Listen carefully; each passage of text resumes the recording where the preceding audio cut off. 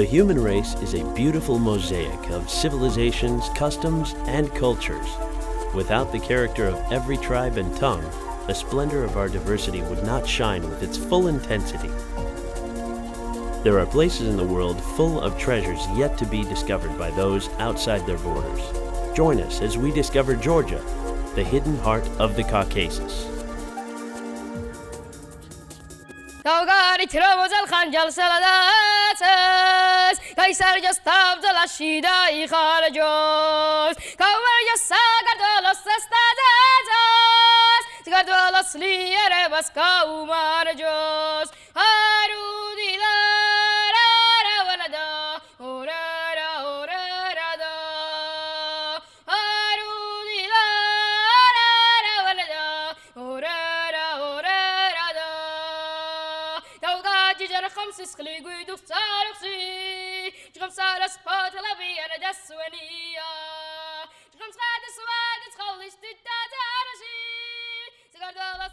Like a diamond formed by the temper of time, Georgia and her people have persevered using their resilient strength, withstanding brutal occupations by numerous invaders.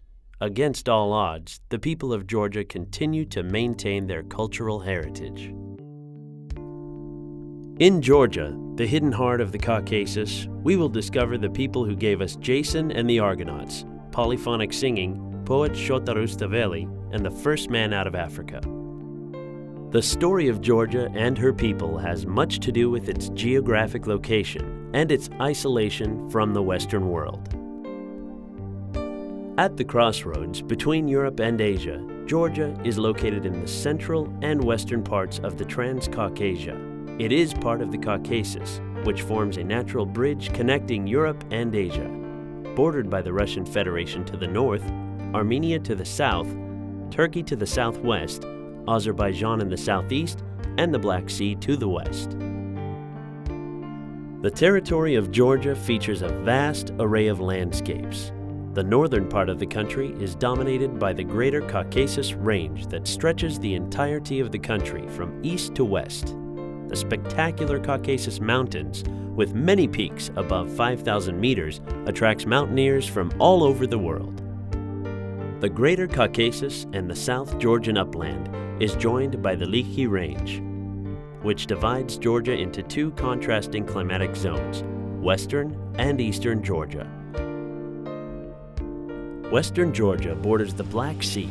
It is lush and green, and its subtropical climate make it an ideal place for growing tea and citrus. Eastern Georgia, however, is very different, with a moderate to dry climate, ideal for growing those famous Georgian grapes. The beauty of the Georgian landscape is breathtaking. Rich in natural resources, Georgians believe their country is a gift from God. Legend has it that when God was dividing up the world at creation, he noticed there was a group of people who were not in attendance. It seems the Georgians were having a supra and were busy toasting and having a good time. In typical Georgian manner, they invited God to their party. God enjoyed himself so much that he gave them the piece of land that he was saving for himself, the valleys and hills that lie to the south of the Great Caucasus Mountains.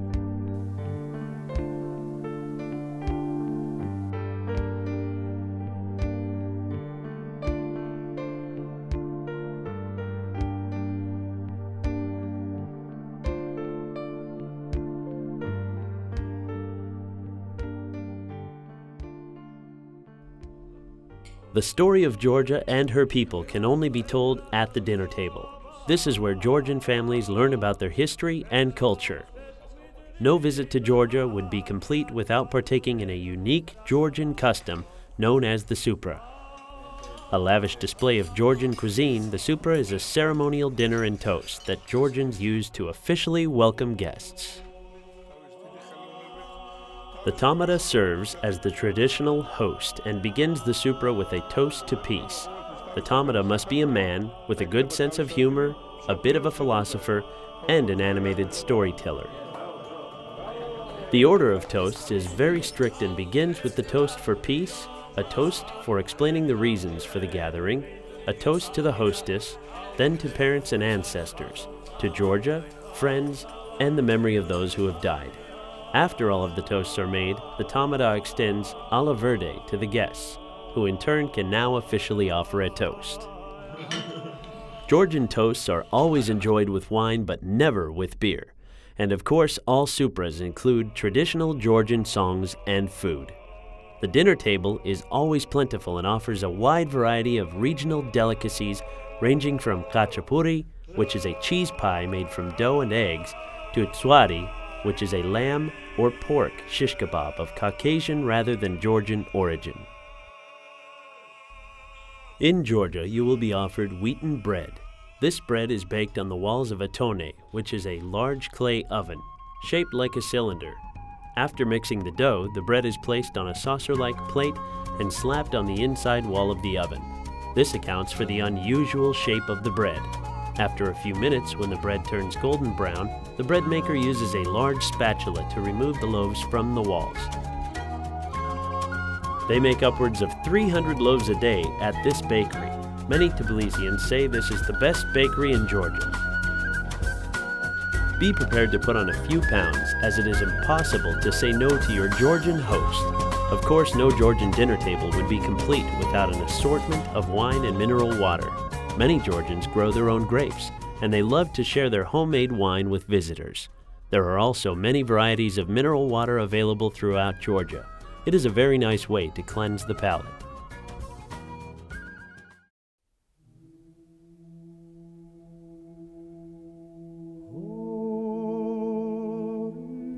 The Georgian people have a deep and binding connection to their land, perhaps because they have had such a hard time holding on to it. The nutrient-rich soil is ideal for growing many different crops. The grape is king in eastern Georgia. Someone once said that the soil is so fertile in this part of the country, you could drop a pencil in the ground and it would start growing. All Georgians, no matter where you go in the country, insist their wine is the best. Archaeologists believe that Georgia was the first place in the world to cultivate grapes. Wine growing in Georgia dates back to the 3rd millennium BC. With over 500 varieties of wine, Georgians are passionate about their grapes.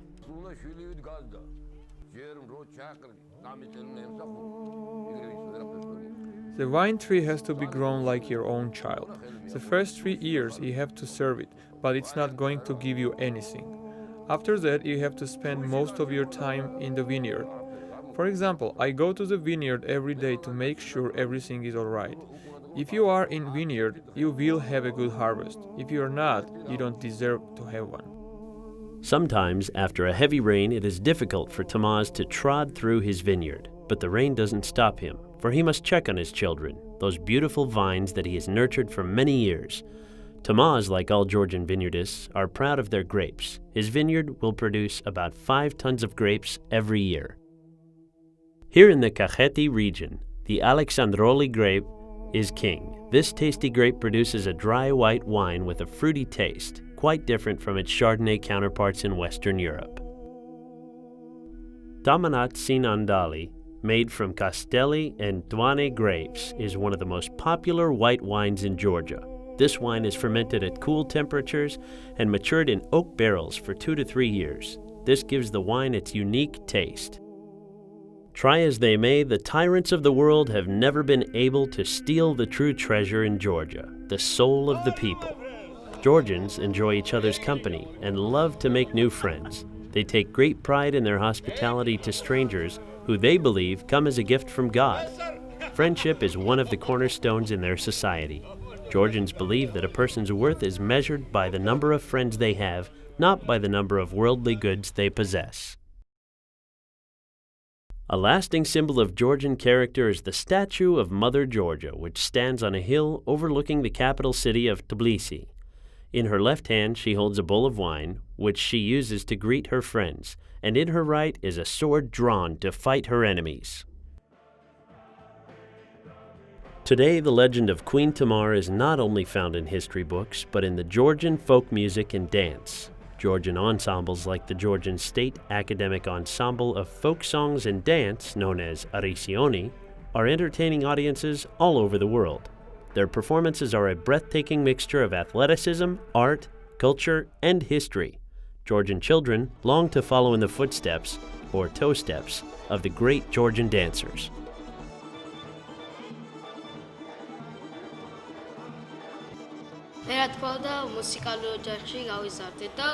I was raised in a family full of musicians. Since I was 6 years old, I used to sing with my father. He would spend a lot of time teaching me the different songs and techniques on how to sing them. After that, my father brought me into the Erisioni, and I have been chosen by producer to sing in the Georgian legend. I am very happy to be part of the Erisioni and love this ensemble very much. Dancing and music are indeed a family affair in Georgia. There is nothing but art in our family, and it's not a big surprise that one of my sons decided to go with art. My wife is a dancer in the ensemble, and because of that, most of our time we have to have our kids with us at rehearsals. My youngest son Nika always liked Georgian folk instruments, especially the doli. He used to play the doli on dishes at home.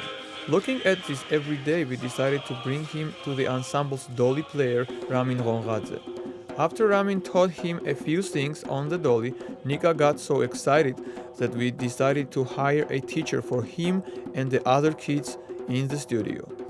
The result was so amazing that our producers and director decided to put a few of the kids in the show The Georgian Legend. Georgian folk music plays a vital role in their culture.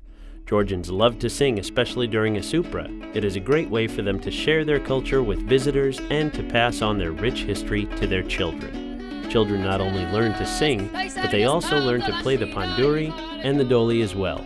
The folk songs are passed down from generation to generation.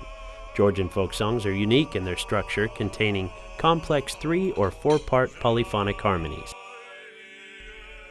Polyphonic singing differs from all other melodic structure in that it is the only arrangement of phonics using multiple lines at once. Polyphonic singing originated in Georgia and can be heard in much of the world's singing today.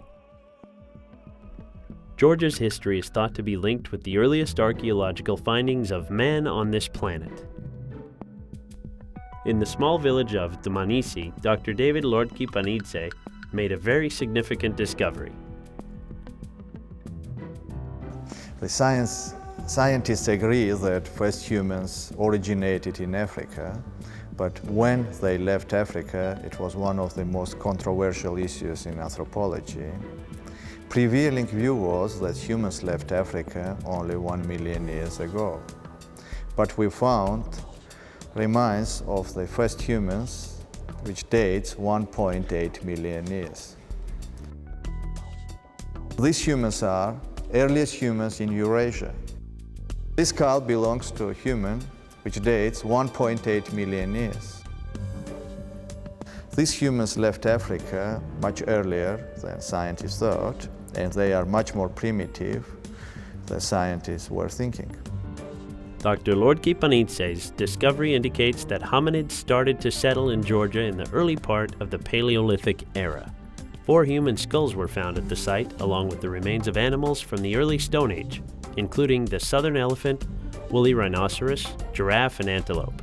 Also significant were the 1,000 stone tools found at the Tbilisi site. So they were making tools, that's clear, you can see it, you see. But they were living in quite dangerous environment, right? They were with big carnivores, but they survived. These people were already hunter, maybe not very well-developed hunter. Occasionally they were scavengers, but they liked meat. They are first meat eaters.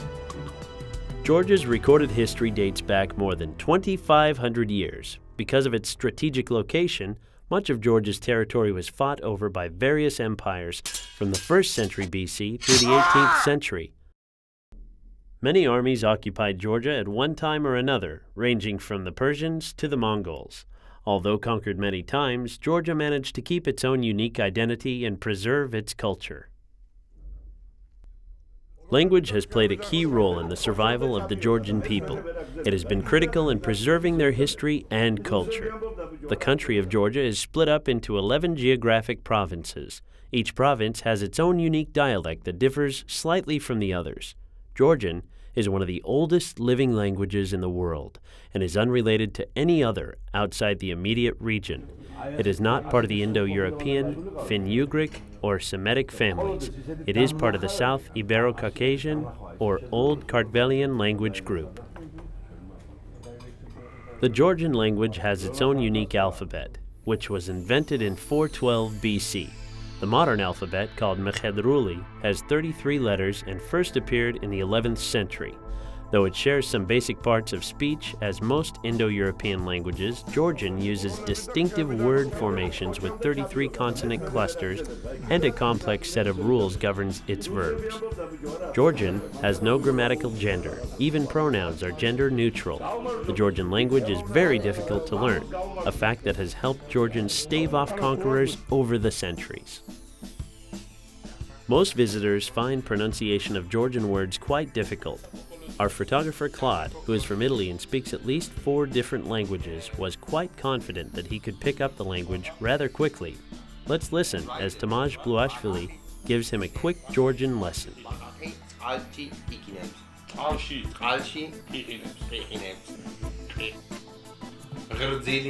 This. Oh. No, don't tell me. I know. No, don't say it. No, don't say it. Khartfili. No, wait. No, wait. Khartila. Khartili.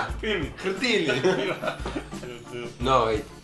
A, B, K, G, D, E, V, Z, T. Sahule. Huri. Ta is ring. Orecchino. Cuci. No, orecchino. Orecchino. No, orecchino. Orecchino. It's easy for him. Me. Gagi Marjos. D. Rogora. No, Good morning. Rogora. Good morning. Dila, Mishvido Bisa. Night. Hame, Mishvido Bisa o Kikineps. Rognacho. Ankrato. He comes up. Grankanato. Oh. Grankanato. Cianchuela. Da. Boboba. Claude actually was doing quite well by the time we left.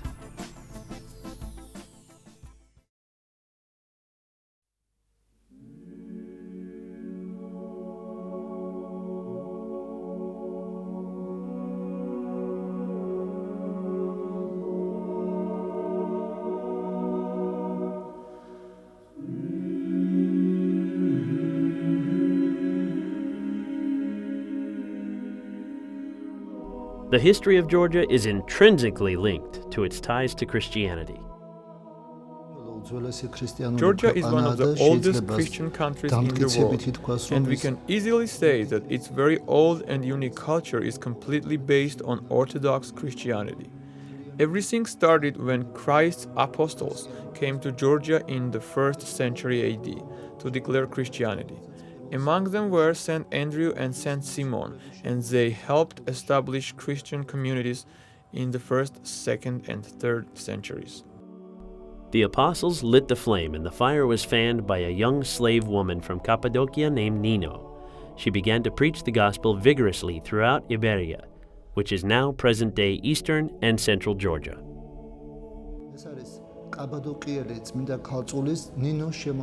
Nino was declaring Christianity so strongly that she was able to convert and baptize the king and queen and soon the entire nation. This was the first time in Georgia's history that Christianity was announced as the official state religion. Queen Nana and King Miriam of Kartli made Christianity the official state religion in 337 AD, and later Nino became Saint Nino, the Illuminatrix. The symbolism of the cross became a dominant fixture in all Georgian churches. Beautiful painted or carved crosses appear in every Georgian church. The symbol of the cross remains very important to Georgians today, illustrated by this man, Emzar Bitsadze. A woodcarver by trade, he experienced a vision from God to carve a cross for a new cathedral that is being built in Tbilisi. He, along with many others, walked from Sachkhere to Tbilisi to deliver the cross. Mtskheta was the capital of the Eastern Georgian Kingdom of Iberia from the 3rd century BC to the 6th century AD. Located just 13 miles north of Tbilisi, this ancient city sits between the Monastery and Aragvi rivers. Trade routes established along these rivers brought merchants through Georgia on their way to Rome and China. Because of its strategic location between east and west, Georgia was frequently invaded and conquered by many foreign armies, its land devastated and its people subjugated to foreign rule and quarreling native feudal lords. The land became a source of conflict between two superpowers, Iran and the Roman empires. Mtskheta became the center of Georgian Christendom and the residence of the Georgian Orthodox Church. Many important and influential churches were built in and around the Mtskheta region. The oldest church in the group, Javari, was built high on a hilltop overlooking the Kura and Aragvi rivers between the years 585 and 604. Like the other cupola and cross churches of the early Middle Ages, Javari, which means cross, has clear and tectonic architectural forms, a restrained and simple decor, and a high quality of masonry work. It is still an active church today with many worshippers coming from all over Georgia. It is believed that the first cross erected in Georgia was built on the site where the Javari church stands today. It is also a location where the pagan worship of Armazi took place. The Svetitskhoveli Cathedral, built in the 11th century, is the main church in Mtskheta and is one of the most magnificent examples of the Georgian Renaissance church. Surrounded by fortress walls to keep out early invaders, this cathedral is one of the most sacred places in all of Georgia. The name itself means life-giving pillar or column of life. The cathedral is built on the grave of a woman named Sidonia. The legend of Sidonia begins with her brother Elias, a Georgian Jew who is in Jerusalem during the time of Christ's crucifixion. Elias bought the robe of Christ from a Roman soldier at Golgotha and brought it back to Georgia. Upon his return to Mtskheta, he was met on the road leading into the city by his sister Sidonia, who was overjoyed to see her brother after his long absence. In her excitement, she ran to him. In their embrace, she grasped the robe that he was carrying and immediately died. The robe could not be removed from her hand, so she was buried with it at the site of the present-day Svetitskhoveli Cathedral. Later, an enormous Lebanese cedar grew from her grave. In the 4th century, King Mirian decided to build the first Christian church in Georgia on the gravesite of Sidonia. In Georgia, Sveti means column, and Skhoveli means life-giving. Through the centuries, Svetitskhoveli Cathedral has served as a final resting place for many Georgian kings and the site of numerous coronations. As many as 10 Georgian kings are said to be buried here in front of the altar. The tomb of King Gorgasali is identified by the small candle fortress standing before it. The history of Christianity in Georgia is painted on the walls of the church, illustrated vividly in many beautiful frescoes and paintings adorning the church.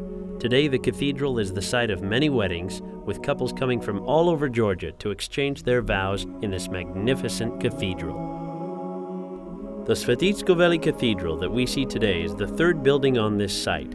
The first structure was built by King Mirian in the 330s, and the second was by King Vakhtang Gorgasali in the 5th century. The man generally credited with building the present-day cathedral is a famous Georgian architect by the name of Artsukidze.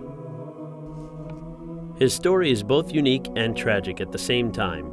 He was commissioned by the Patriarch of Kartle to build a new cathedral.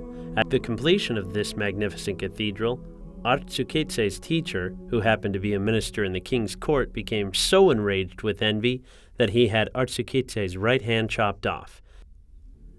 He learned the hard way that it is not good protocol to exceed your teacher in the mastery of his craft. Over the central arch of the northern facade, there is a relief of a hand holding a bevel square, which is the symbol of a stone mason. The inscription underneath it says, "The hand of the servant of God, Artsukidze, slave of God, may forgiveness be his."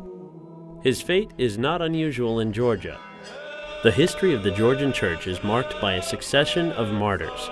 St. George, the patron saint of Georgia, was beheaded in 303 when he refused the order of Roman Emperor Diocletian to persecute the Christians. He admitted to being a Christian and paid with his life. Every year on May 6th, which is a national holiday, thousands of Georgians gather at local churches to remember and honor his sacrifice. Here in the capital city of Tbilisi, at Kashweti Church, many are gathered for the arrival of His Holiness and Beatitude Ilya II. His Holiness is the Archbishop of Mascheta and Tbilisi, and is the Patriarch of all of Georgia. The Patriarch is the Catholic head of the Georgian Orthodox Church in Georgia and is considered the spiritual leader of the Georgian people.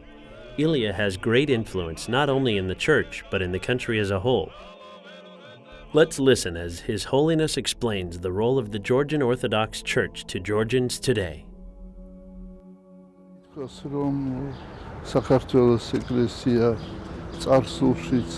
Georgian Orthodox Church has always been and still is a national church. The main power that will always unite the country is the church. Today, the Georgian Church has responsibility to protect and save the cultural and spiritual heritage of Georgia. In the Imereti region, at Montsemeta Monastery, sitting high above the ravine of the Shaltitele River, a monument was built by King Bagrat III to two brothers, David and Constantine Makhaidze, who were lords of the region in the 8th century. Sometime between 720 and 730, succumbing to a superior Arab force, the brothers were captured and tortured for refusing to convert to Islam. They were thrown into the Rioni River, with stones tied around their necks, their bodies washed up later on the riverbank below the monastery. Their bodies were recovered and buried in the crypt of the church. Their tomb rests on two carved lions at the top of the side altar in the church. Believers are convinced that if you walk 3 times through the small passage beneath the saint's tomb without touching the walls, your prayers will be answered. Thousands come here every year to pay their respects, walk through the passageway, and wait for prayers to be answered. Another great church in the Imereti region is the Galati Monastery and Academy. This great complex was very important to church history and played a critical role in the development of the written language in Georgia. The construction of this great complex was started in 1106 by King David the Builder and later completed by his son Dmitri I in 1130. King David invited the most famous philosophers, theologians, and doctors of law to come and teach at his academy. The academy was headed by the prominent Georgian philosopher Ioan Patrizi, who established a curriculum consisting of arithmetic, astronomy, geometry, grammar, music, philosophy, Greek, and Latin.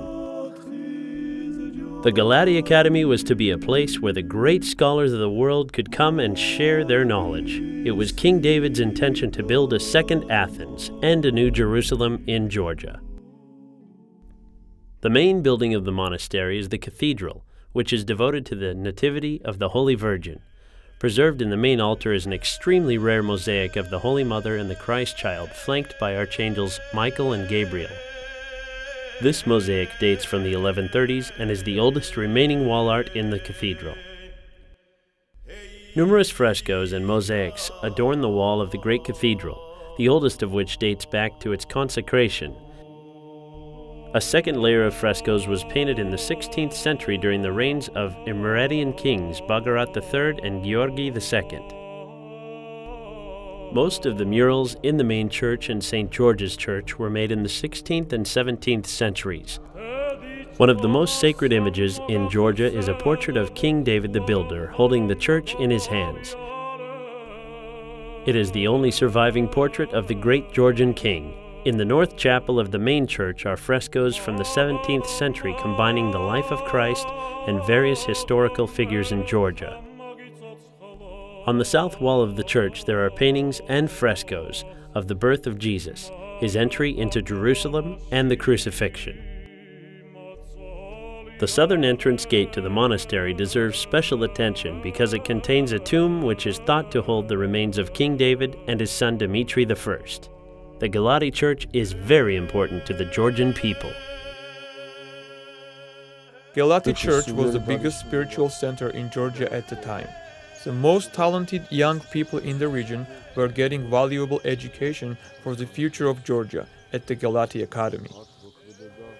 The Galati Church has suffered many invasions from different enemies of Georgia, but it will always survive and get rebuilt because of a very strong spiritual soul of the Georgians.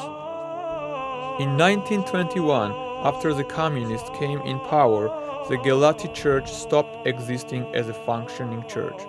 The communists ordered all the priests to leave the monastery, and one of them ran into the forest near the church and died there, fasting and praying. In 1988, the Galati Church reopened as a functioning church.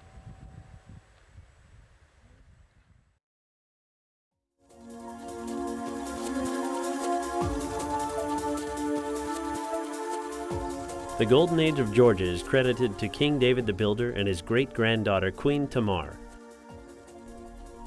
David came to power through a coup d'etat orchestrated by a group of nobles who wanted to oust David's incompetent father, Georgi II. He was blamed along with other kings for allowing the Seljuk Turks to invade and take over Georgia. The Turks devastated much of Georgia, exterminating and capturing thousands of Georgians.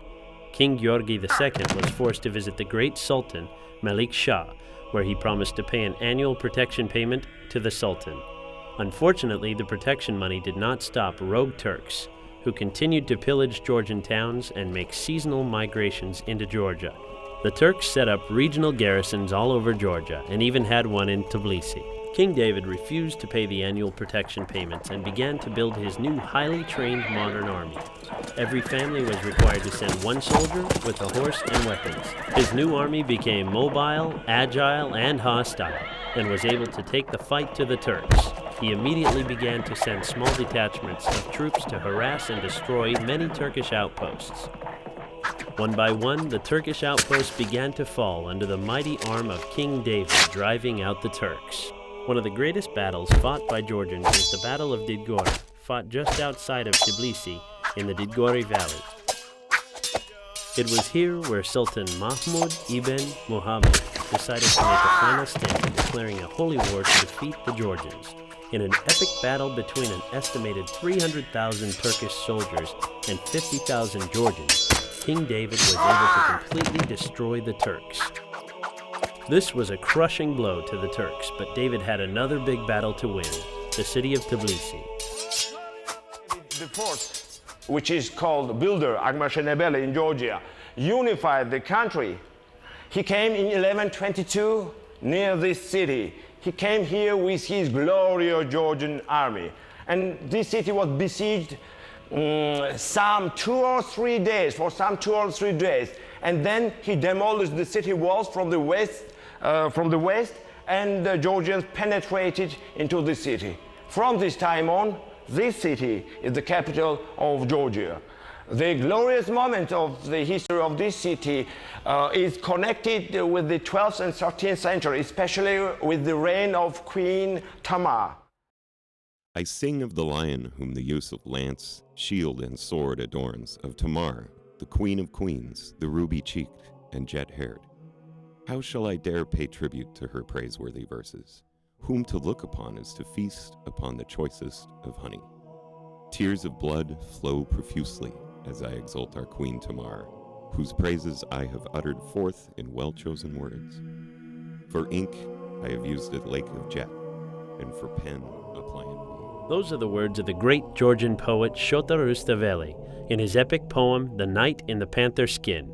His poem depicts a world where heroes are brave, philanthropic, and generous, a description that aptly fits Queen Tamar. In 1178, the wise King Georgi III, the grandson of King David the Builder, had his daughter Tamar, who was 19 years old at the time, crowned as co-ruler. This was done to ensure that his daughter would take over at the end of his reign as King of Georgia. Tamar officially took over when she was 25 years of age, and it lasted 24 years. Under her rule, the Georgian state expanded and the kingdom remained prosperous and stable. She was determined to finish the great works that her father had started. One momentous project was the caves of Varzia.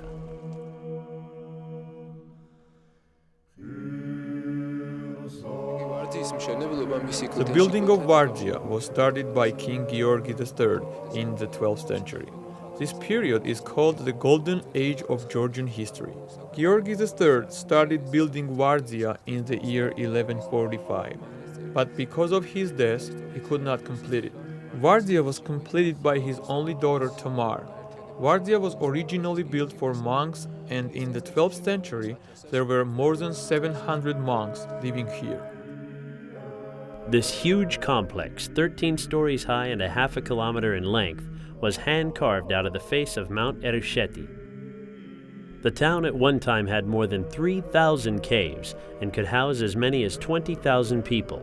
The cave complex today still has a labyrinth of interconnecting tunnels to more than 600 rooms, but only a few priests live here now. The name Varzia itself is directly related to Queen Tamar. Legend has it that King Georgi and a group of noblemen went hunting in the surrounding areas near the caves of Varzia, and he brought along his little daughter Tamar to join them in the hunt. As children sometimes do, Tamar got lost and wandered into the caves.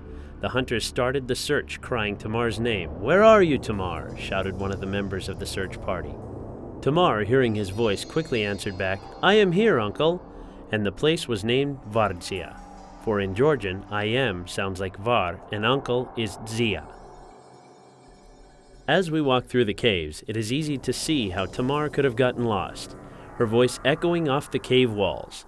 At the end of this passageway is a very sacred and important place. It is called Tamar's Well, an important source of fresh water for the cave complex. Everyone who visits is encouraged to drink from the well. Its water is supposed to have healing powers, and it tastes quite good. The cave complex has many areas of interest, including the bell tower and the Cathedral of the Assumption, which has many frescoes, including the famous one of Queen Tamar holding a model of the church and her father Georgi III. Legend has it that the capital of Georgia was changed from Mutsketa to Tbilisi when King Vakhtang Gorgasali was on a hunting expedition and discovered something very unusual about the hot springs in Tbilisi. While hunting, he shot a pheasant and it fell into a stream.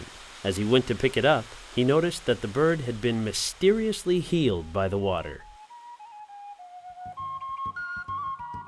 Sitting under the ever-watchful eye of Mother Georgia, Tbilisi today is home to over 1 million Georgians. On the banks of the Makvari River, this ancient city has always been a place of commerce and trade, and the meeting place for cultures and people. The future of Georgia has always relied on the strength of Tbilisi. The history of this great city as Georgia's capital dates back to the 4th century. It has withstood the advances of at least 29 invaders over a 1,500-year period, all trying to inflict their will on the Georgian people. Like the rocks which lie at the bottom of the turbulent Makvari River, the people of Georgia have been worn down but never broken. Tbilisi and Georgia are in the middle of an economic and social rebirth, trying to reclaim some of its former glory, which for a time was hidden by the oppressive cloak of the Soviet Union. The city is alive with activity. Commerce is coming back, hotels are being built, and Tbilisians are hopeful for a bright future. Georgia's aspirations for the future begins here in Freedom Square, the city center, formerly called Lenin Square. This is where city and national leaders are trying to rebuild its infrastructure. Georgia's new president, Mikhail Saakashvili, is a strong advocate for democracy and is trying to bring capitalism to the country to help them compete in the world market. With its cobblestone streets, beautiful balconies, and restored city walls and many historical landmarks, Tbilisi is a beautiful reminder of its storied past and a vital link to a successful future. For a look into its future, we begin our journey in Tbilisi by looking at its past, the section of the city called Old Town. Sitting on a cliff overlooking the swift currents of the Makvari River, the Metechi Church is one of the major landmarks in Tbilisi. Tourists come here to enjoy the beautiful views of the city, and students come to learn about the history of their country. The church as it stands today was built by King Dmitry II in the year 1289. Before that, it was the site where King David the Builder had his royal palace and also where Queen Tamar married her second husband, David Soslan. Both the palace and the original church were destroyed during the Mongols' invasion in 1235. This magnificent statue of King Vakhtang Gorgasali adjacent to the church was designed by Elguja Amashikeli in 1958 to mark the 1500-year anniversary of Tbilisi as the capital of Georgia. Standing imposingly over the old town on top of Sololaki Hill is the Narikala Fortress. This is Narikala Fortress, and it was the main fortress of the city. One who decided once to penetrate within the city, she or he has to break through the inner wall first and then this citadel. So there were two main citadels in Tbilisi. One was just a wall, and we know that in the 9th century that was not a brick wall, but it was a wooden wall. We know this exactly. And the next was this fortress, which was built perhaps in the 4th century. I can say only perhaps because the first mention of this citadel is just from the 18th century, and the name of citadel, as I have already mentioned, that is Narikala. Etymology got two explanations. One is native explanation, the Georgian one, and the next is the Persian explanation. Narinkale in Persian way, that means the inner fortress, the Acropolis in the Greek way. And Narikala in Georgian way, that means something standing a bit abstracted from the main part of the city. But once the district just below the city was called Kala or Kale. The sulfur baths of Tbilisi have long been enjoyed by kings and the common man. People come here for rejuvenation and healing. The natural hydrogen sulfide water bubbling up from the underground springs have a curative effect that can't be explained. Historians believe that these baths date back as far as the 7th and 8th centuries. During the golden age of Georgia, there were as many as 68 different baths in Tbilisi. Today, only 6 remain. A plaque on the Orbeliani bathhouse reveals the thoughts of Alexander Pushkin. I have never in my life come across anything better than the baths of Tiflis. The bath is only part of the experience. To get the full effect, you need to get roughed up a bit. The full body massage and scrub is quite a vigorous workout. The masseur is very thorough. Your muscles are stretched and your limbs are bent. The body is scrubbed clean, opening up all the pores, being careful not to leave any area untouched. Georgia's western border ends here on the beautiful Black Sea coast. As the waves wash onto shore, gently settling over the stones, it is hard to imagine that this coastline was once bloodied by Roman armies and Turkish invaders. The history of the region was shaped by Greek and Roman colonizers, as well as the Ottoman Turks who terrorized this region for over 300 years. Just north of here, in the Samegrelo province, near the town of Poti, Jason and his Argonauts came ashore in the 13th century BC in search of the Golden Fleece. Jason entered the Colchian domain of King Aeti by rowing his ship, the Argos, up the mouth of the Phasis River. King Aeti promised to give Jason the Golden Fleece, but only after completing a series of death-defying tasks, one of which was to kill the Hydra, which was guarding the Golden Fleece. In the process, Jason fell in love with the king's daughter, Medea. Just 12 miles from the Turkish border in the autonomous Republic of Azara, Batumi is a strategic port in the southern Black Sea region linking Georgia to the Mediterranean Sea. Batumi has always been a valuable piece of real estate. It was once the site of the ancient Greek colony of Batis, and like many other cities in Georgia, it has been fought over and controlled by many different factions, including the Turks in the 16th century and the Russians in 1878. Coupled with the collapse of the Soviet Union and the strong-arm tactics of former Azarian President Aslan Abashidze, Batumi is trying to regain some of its former luster, not only as a prime tourist destination, but as a major center of trade for Georgia. For many years, the effectiveness of this port and the beauty of the city was greatly diminished by the corrupt presence of Aslan Abashidze. With his ouster by new Georgian President Saakashvili in 2004, the port is once again open for business and showing signs of prosperity. People are once again enjoying the beauty of the city, strolling through the many public parks, sipping on Turkish coffee, eating their famous khachapuri, taking a walk on the beach, and of course, enjoying a meal with their family. When President Saakashvili came to power without a shot being fired, the world took notice. His Rose Revolution is an example for all former Soviet states to follow. The power of democracy comes through the will of the people, the ability to choose their own leaders who will represent them. The prosperity of Georgia lies with its people. Through the centuries, Georgians have persevered and remained true to their culture. Family has always been the cornerstone of their survival. It is now up to the collective families of Georgia to roll up their sleeves and continue the hard work needed to recover from the oppressive cloak of the Soviet Union.